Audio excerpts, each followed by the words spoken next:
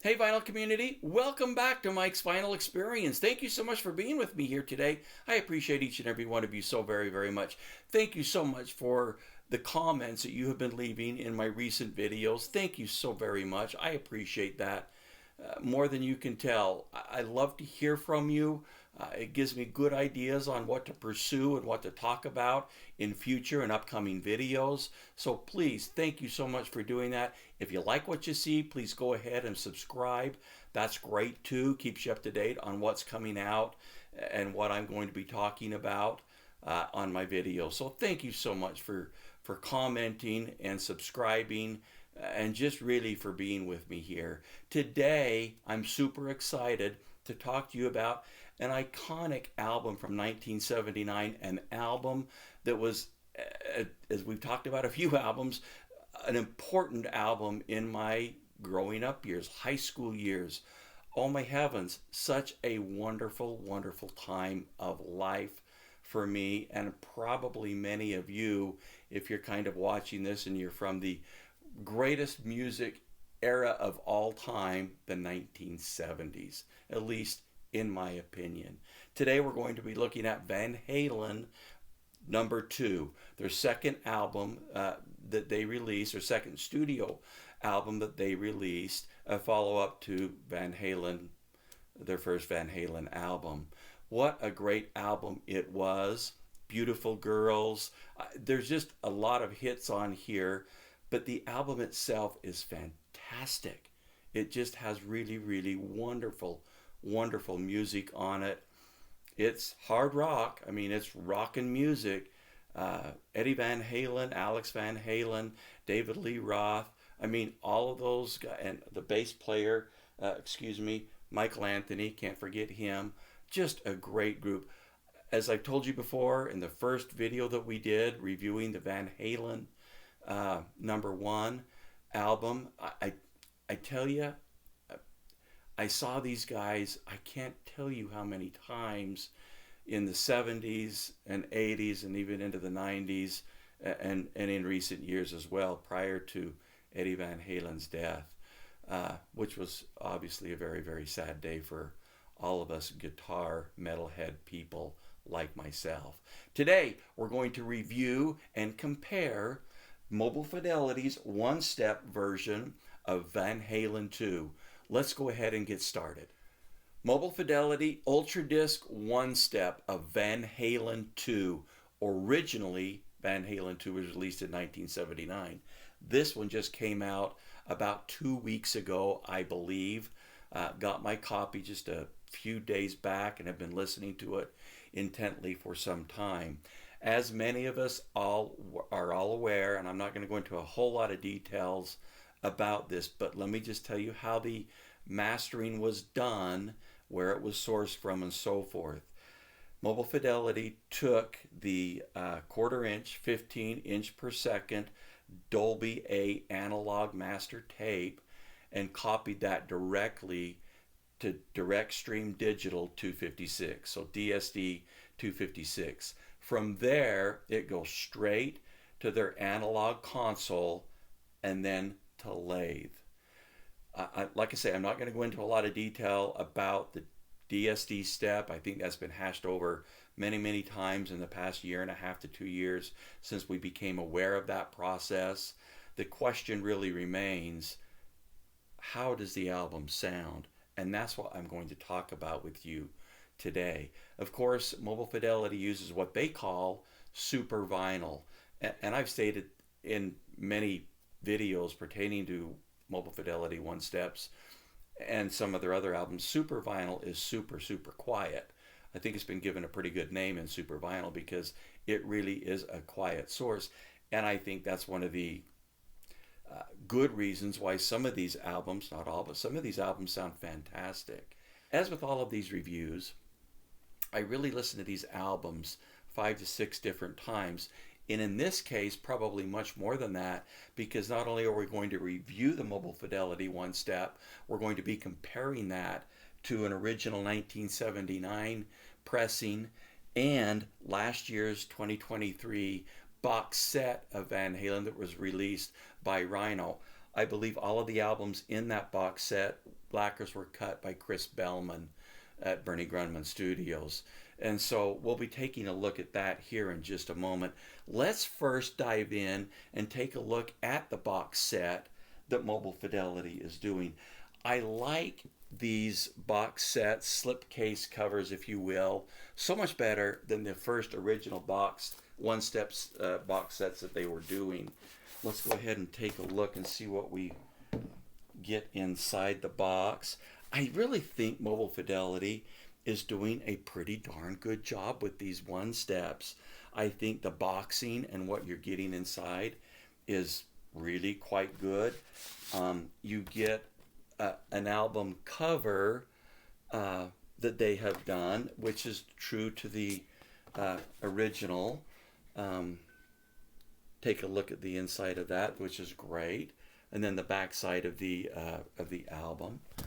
Let's take a look at the album itself. I think Mobile Fidelity does a really nice job of packaging. I really never had, to be honest with you, surprisingly enough, I've never had to return any Mobile Fidelity albums that I've purchased through the years. Here is side 1. Of course, these are 45 RPM albums cut on Mobile Fidelity's super vinyl, which I think is one of the big reasons for, in most cases, these albums sound really quite good. I think that's a good reason that super vinyl is really a quiet vinyl. I think it's one of the best in the business. Analog Productions is obviously doing a wonderful job as well, but Mobile Fidelity super vinyl is absolutely fantastic. So I think what you're getting with the box set that Mobile Fidelity is doing is quite nice. I mean, it really is. My number is 000769, and I believe they're doing 7,500 of these Van Halen II albums. And as I told you before, I listened to these albums several times so that I can make a good, accurate evaluation for you. And as we talked about, we will be comparing it. Let me kind of go through and tell you my thoughts of the Mobile Fidelity Ultradisc one-step version of this album. I've had a great time listening to it. I love the music on this album. Such an important part of my life back in 1979, my high school years. On side 1, You're No Good. This was originally a Linda Ronstadt song, but Van Halen took it and did a great job. Eddie's guitar sounds absolutely fantastic on this cut. Excellent balance of all instruments. David's vocals and percussion is clean and very well defined. Drums have excellent weight. Cymbals are clean without being over the top bright. And I'm going to talk a little bit about that over the top bright when we get to the comparison on these other two albums. Dance the Night Away, the second song on side 1. Fantastic song, probably one of the biggest hits on the album, along with Beautiful Girls. Fantastic song and rendering of it here on the Mobile Fidelity one-step. Guitars are clean and clear. Highs are extended without being bright. Bottom end has nice feel of weight. Percussion in this song is spot on. And like this album has so many percussion type elements to it, it just sounds excellent. There's such a good definition there and clarity that really brings out this song, or really brings out the music on this cut. Moving over to side 2. Somebody Get Me a Doctor. This is such a fun song. David's signature vocals are excellent on this cut. Eddie's guitar licks are spectacular, and the bottom end is tight and well defined with good authority. I don't think it's overextended at all. Second song on side 2, Bottoms Up. Excellent guitar and drums start at the starting of the song. Good extension on the bottom end and bass. The drums in my opinion, on this cut sound fantastic. Third song on side 2, Out of Love Again.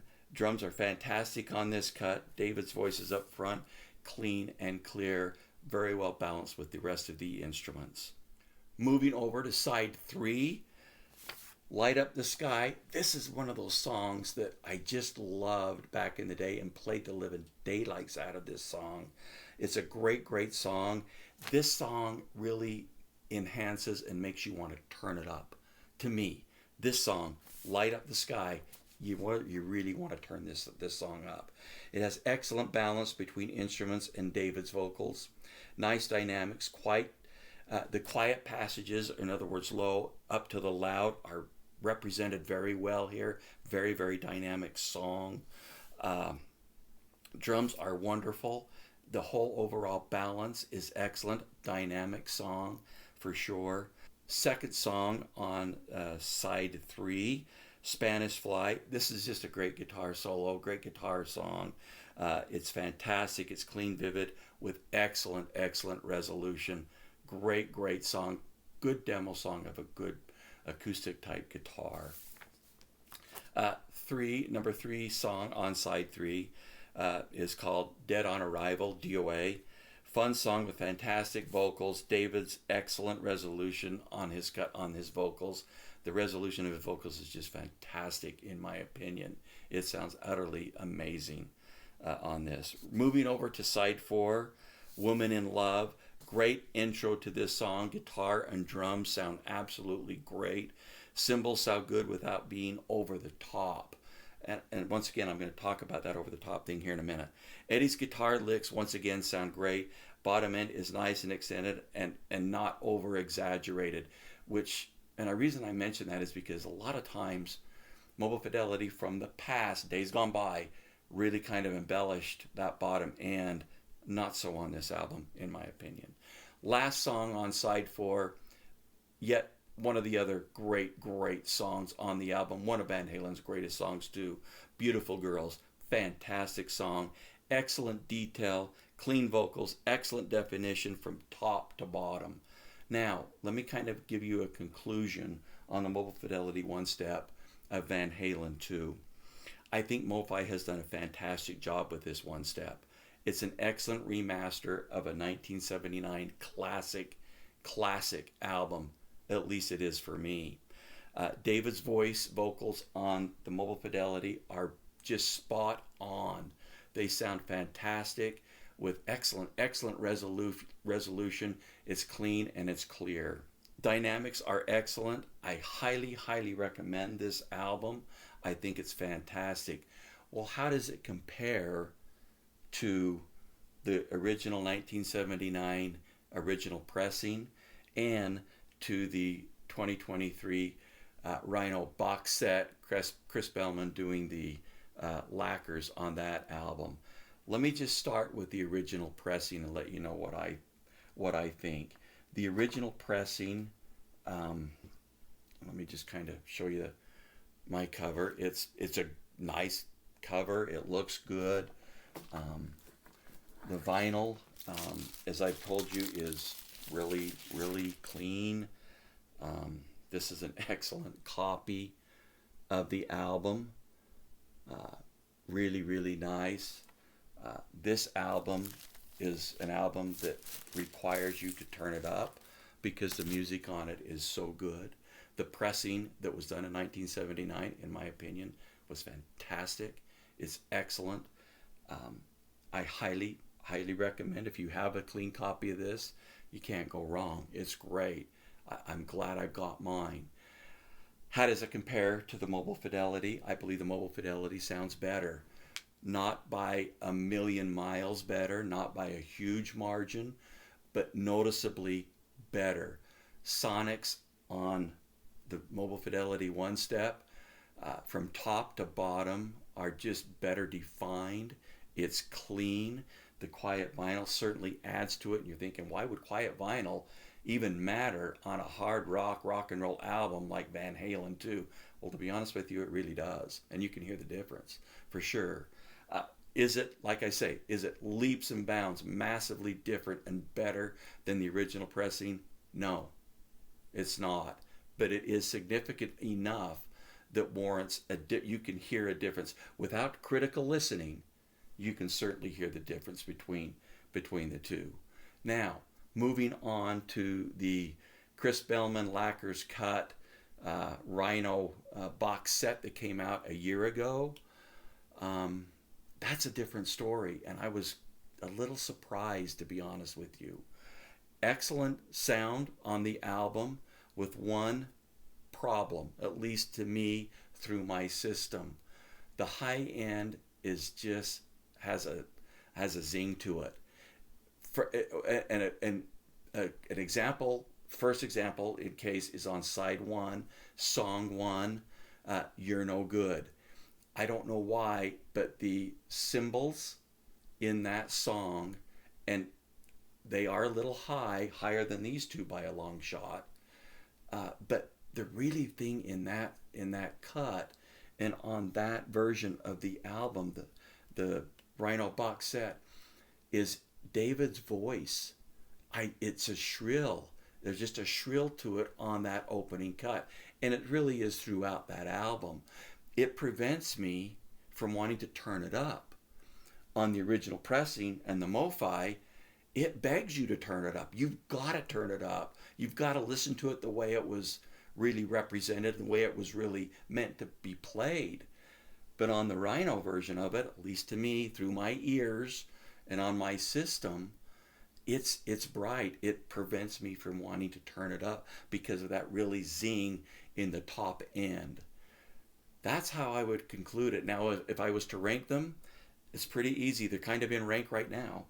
I would absolutely rank the Mobile Fidelity One-Step as the best sounding of these three, followed by the original pressing from 1979. That album begs it to be turned up.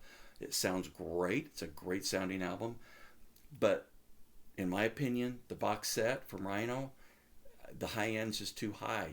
For me, it is on my system and through my years. And I realize my system, Bowers and Wilkins speakers, can at times have a tendency to be pretty high on the top end. But my amplifier, the Class A amplifier, has a little bit more of a dark presentation. And so I kind of think that tames Bowers and Wilkins' potential for being high on the top end. At least that's my opinion. That's how I would rank them. I think Mobile Fidelity has done a fantastic job with this release, this Ultradisc One-Step. I highly recommend it. Of the 3 copies I've got, it is the best. I'm glad I picked it up. I'm picking up all of the One-Step Van Halen albums. I don't buy all of Mobile Fidelity's One-Steps. I stopped doing that. I was doing that for quite some time, until about a year and a half, 2 years ago. But absolutely will be picking up the Van Halen One-Steps. I think Van Halen's music is wonderful. I love all of their albums. This album is absolutely fantastic. Mobile Fidelity, in my opinion, has done a great job with this album. Thank you so much for watching today. I appreciate each and every one of you so very much. If you like what you see, please go ahead and subscribe. As always, please leave comments in the comments section below. Our next video, we're going to be talking about Analogue Productions Atlantic 75, the newest releases from them, In Excess and Bad Company. Thank you so much for being with me here today. Have a great day.